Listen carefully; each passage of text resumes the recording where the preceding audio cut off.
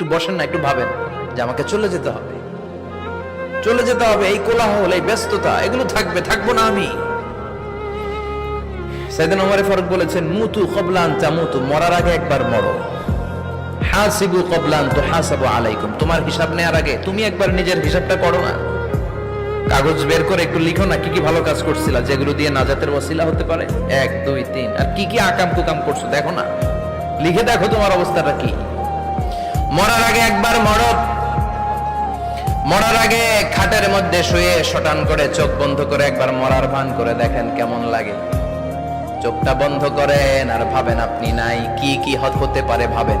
আপনার ছেলে মেয়েরা কান্না জুড়ে দিবে, আপনার প্রাণের স্ত্রী বিলাপ শুরু করে দিবে, বন্ধু বান্ধবের চিৎকার আর মাতম, স্থানীয় এলাকার মসজিদে ঘোষণা, অমুক এলাকার নিবাসী অমুক ভাই, অমুকের ছেলে অমুক দুনিয়ায় নাই।